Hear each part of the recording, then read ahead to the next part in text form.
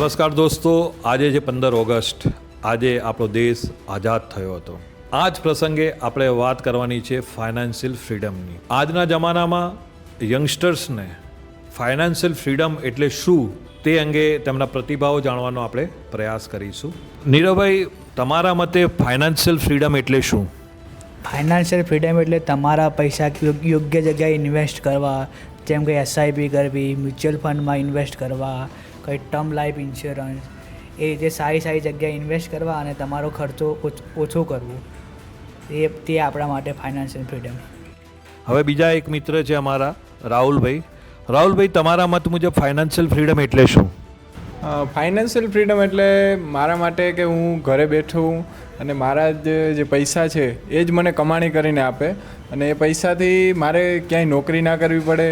કોઈ પણ જગ્યાએ હું ઘરે બેઠા બેઠા મારા જ પૈસા મને કમાય અને મને સેલેરી તરીકે આપી શકે, એવી ફાઇનાન્શિયલ ફ્રીડમ એટલે હું એવું વિચારું છું. તમે પોતે નહીં પણ તમારા પૈસા તમને કમાવીને આપે અને સતત તમારા જે ખર્ચા છે એ બધું પૂરું કરી આપે. કોમલબેન, હું આપની જોડેથી જાણવા માંગીશ, તમારા મતે ફાઇનાન્શિયલ ફ્રીડમ એટલે શું?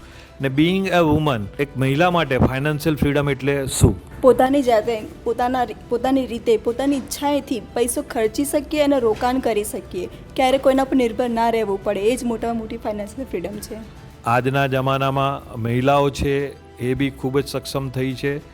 એઓ પણ અત્યારે ધંધા રોજગાર કરીને સારા પૈસા કમાવી રહી છે અને પરિવારને મદદ કરી રહી હતી.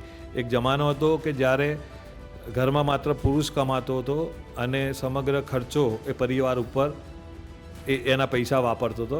પણ હવે પરિસ્થિતિ બદલાઈ છે. હવે બહેનો અને મહિલાઓ પણ કમાવી રહી છે અને પરિવારને મદદરૂપ થઈ રહી છે. હવે આપણે જંખરાબેનને પૂછીશું. જંખરા, તમારા મત મુજબ ફાઇનાન્શિયલ ફ્રીડમ એટલે શું? ફાઇનાન્શિયલ ફ્રીડમ એટલે આર્થિક સ્વતંત્રતા, જે તમે પૈસાની ચિંતા કર્યા વગર તમારા ક્ષમતાથી તમારા મત મુજબ નિર્ણયો લઈ શકો. તમારા પૈસા અંગે નિર્ણય લેવા માટે તમારે કોઈને પૂછવું ના પડે. તમે તમારા પૈસાનો તમને યોગ્ય લાગે તે રીતે તમે ઉપયોગ કરી શકો. એમના મતે એ છે ફાઇનાન્શિયલ ફ્રીડમ. હવે વધુ એક मित्रને पूछिए, सत्यराज, आपके लिए फाइनेंशियल फ्रीडम यानी क्या है?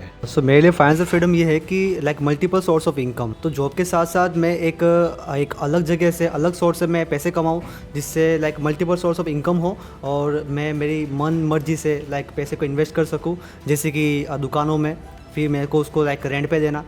So multiple source of income से क्या होगा कि लाइक फाइनेंशियली हम सिक्योर रहेंगे और उसी को मैं फ्रीडम मानता हूँ. તમારે માત્ર કમાણીનો સોર્સ માત્ર એક જ ના હોવો જોઈએ. તમારી જોડે એકથી વધુ સાધનોમાંથી તમારી આવક થતી હોવી જોઈએ. તો કોઈ એક સાધનમાંથી આવક બંધ થઈ જાય તો બીજા સાધનમાંથી પણ તમારી કમાણી ચાલુ રહે. એના માટે પણ તમારી જોડે મલ્ટીટાસ્કિંગ સ્કિલ્સ હોવી જરૂરી છે. આ પ્રસંગે હું સૌ મિત્રોને, હું જે યંગસ્ટર્સ છે એમને મારા અનુભવ ઉપરથી હું કહું છું કે અત્યારનો જે જમાનો છે એ મલ્ટીટાસ્કિંગનો છે. તમારી જોડે મોર દેન વન સ્કિલ્સ હોવી જોઈએ.